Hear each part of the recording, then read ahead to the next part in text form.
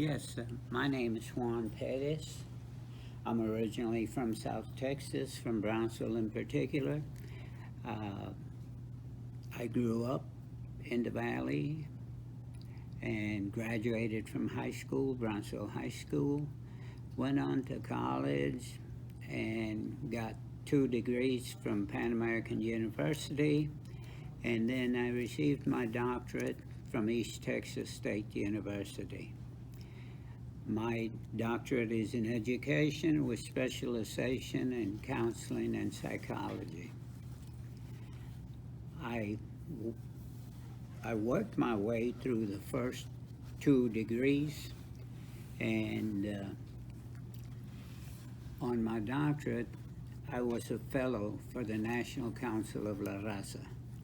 Out of Washington, D.C., they provided a fellowship for me and for 36 other Latinos from throughout the country. And I'm very proud to say that out of all 37 of us, I was the first one to finish my terminal degree. And I have a family. My wife's name is Alma. Then I have 3 boys, Marcos, Rolando, and Vito. And Vito lives in Houston. He's also working to get his LPC, which he will have soon. And then from there, he wants to go on to a PhD program in forensic psychology. Then I have my other son, Marcos. He's the oldest one. Marcos works for the school district here in Grand Prairie. He is also college educated. And then I have Rolando. Rolando is my middle son. He's in prison right now. This is his 4th time in prison. He's been to approximately 48 jails and prisons from throughout the state of Texas in the past 20 years. Rolando was a special little boy as he was growing up. He was very articulate, very, very intelligent, and he graduated from high school at South Grand Prairie High School. He was a National Hispanic Scholar. He went to the University of Texas on an academic scholarship, and we had big dreams for Rolando. But while at the University of Texas, Rolando suffered from depression, from major depressive disorder, and while at the University of Texas, he started to use drugs, and eventually he got hooked on drugs. As a matter of fact, he's an addict. He's addicted to methamphetamines. That's his drug of choice. And the 4 times he has been to prison now, it has his cases have been drug related. So that's Rolando. And Rolando, the 3rd time Rolando went to prison, he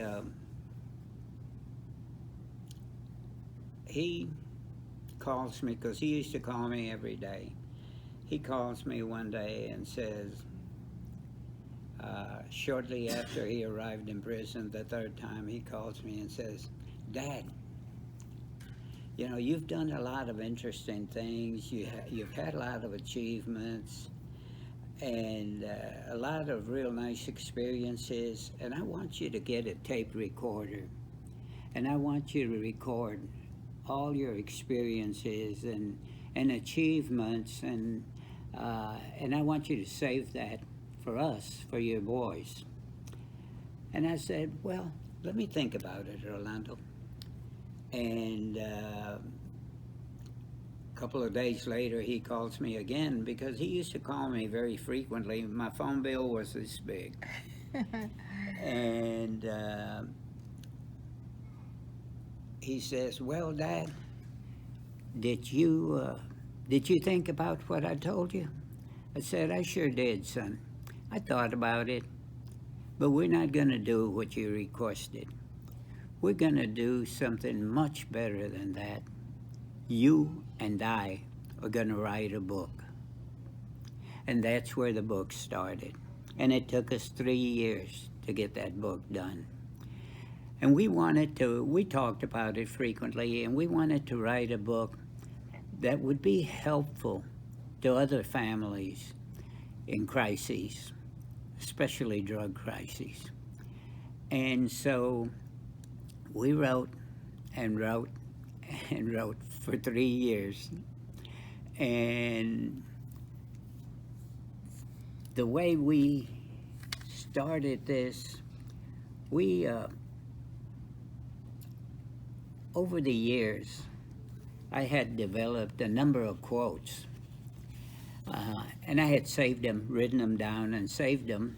And I had about 25 quotes. And what we did was we used a quote as a title for each one of the chapters. There were 14 chapters in the book. And, quotes such as, quote, "Excuses are the catalyst which drives failure," close quote.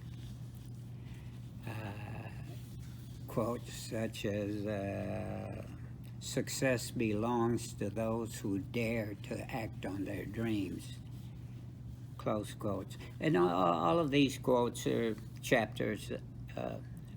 Actually, 12 of these quotes are the title of a chapter. But there's 2 quotes that were not mine, and I gave credit where credit was due. Dr. Robert Schuller had one of the quotes, "Tough times never last, but tough people do." Another quote, and that's the one to chapter 14, the last chapter in the book, is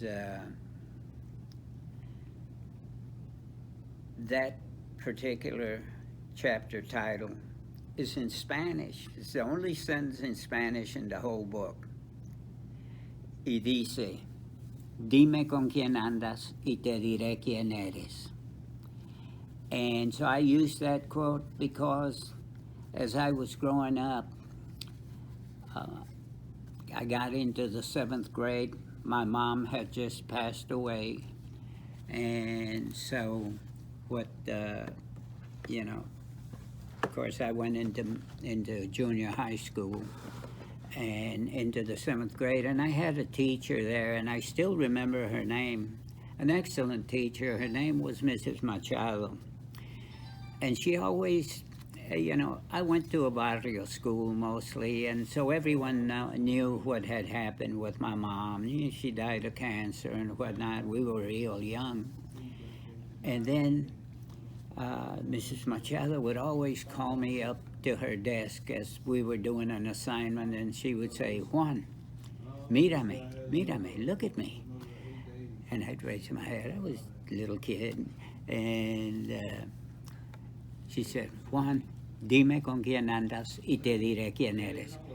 And she told me that many times. And this is something I used with my own boys. And so I gave chapter 14 that title. And, and the way we wrote the book, Rolando and I, because Rolando and I are real close. We have always been very close. And what I would do is I would start with a quote, and I would write from my perspective regarding that quote.